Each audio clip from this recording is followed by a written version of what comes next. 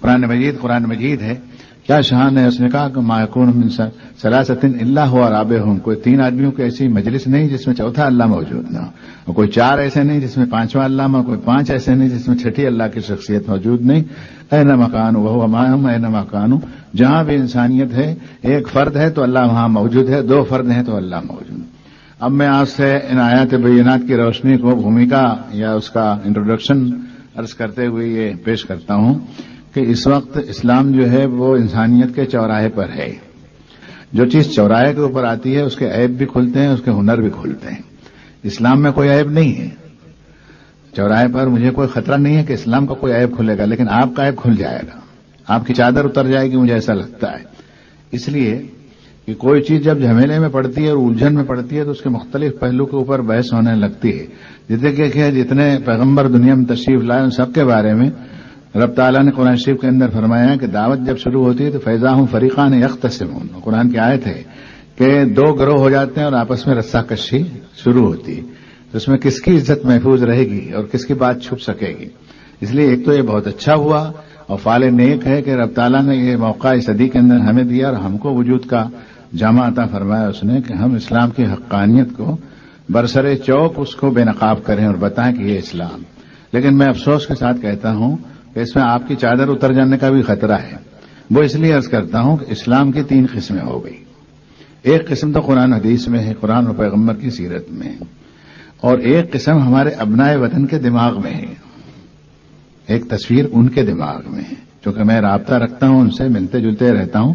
بازار میں ایک آدمی کاروبار کرتا ہے، کئی لوگوں کی مالی حالت کی بھی اس کو خبر ہوتی ہے، ان کے وچن کا بھی خیال ہوتا ہے، ان کے لین دین کا بھی اس کو آئیڈیا لگتا ہے.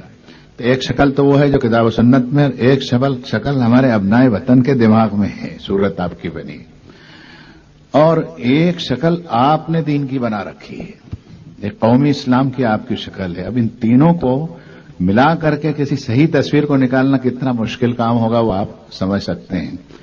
مجھے معاف کریں، آپ کوئی پیشے ور مقرر ہوتا تو میں آپ کی بہت تعریف کرتا، لیکن میں مجبور ہوں، اس لیے کل حشر کے میدان میں رب العالمین کے سامنے مجھے بھی کھڑا ہونا ہے اور آپ کو بھی کھڑا ہونا، سب نبیوں کو کھڑا ہونا.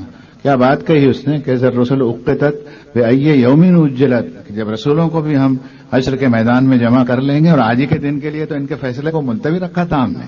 تو جب فیصلہ ہوگا تو پیغمبروں سے بھی پوچھا جائے گا کہ تم نے ہمارے میسج کو پہنچا دیا یا نہیں پہنچا دیا، اور ہم سے بھی پوچھا جائے گا.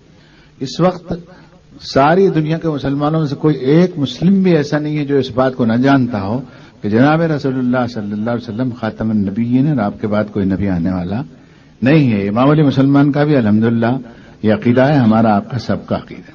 اب ختم نبوت کے معنی یہ نہیں کہ دعوت نبوت ختم ہوئی.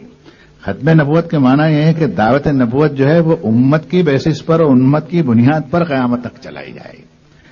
بہت اچھا فیصلہ کیا رب تعالیٰ نے کہ محمد رسول اللہ صلی اللہ علیہ وسلم کو ٹھیک آج سے 1400 برس پہلے ختم نبوت کے اعلان کے ساتھ میں اپنا آخری نبی بنا کر بھیجا. اس لیے کہ دنیا انسانیت کے فاصلے بہت کم ہو گئے اور دیواریں بہت چھوٹی ہو گئی. لندن اور بمبئی آپ کا گھر آنگن ہو گیا یا نہیں ہو گیا؟ کیا فرق ہے؟ ذرا سی انگلی سے ڈائل گھمایا آپ نے اور بات کر لیتے ہیں. اس وقت اگر ایک سلسلے وار نبوت تو کیا 2-4 نبیوں کا بھی وجود دنیا میں ہوتا تو فساد برپا ہو جاتا. بڑا اچھا فیصلہ کیا، محمد صلی اللہ علیہ وسلم کو نبی بنا کر بھیجا اور اپنا آخری نبی بنا کے بھیجا، اور ایک ایسی جامع اور زندہ جاوید کتاب نازل فرمائی جس میں ساری دنیا انسانیت کے سارے نبیوں کے تذکرے، مرنے کے بعد انسان کی زندگی کے جو حالات اور نتائج ہوں گے ان کے تذکرے ہمارے سامنے بیان کیے گئے. دیکھیں، میں دوپہر کی تقریر میں بھی کہہ چکا ہوں کہ یہ بات ایک پرم ستیہ ہے، ایک برہنہ سچائی ہے کہ انسان اس دنیا میں تھا نہیں، یہاں بھیجا گیا ہے. آیا نہیں آیا ہے یہ بھی نہیں کہتا میں، بھیجا گیا اس کو.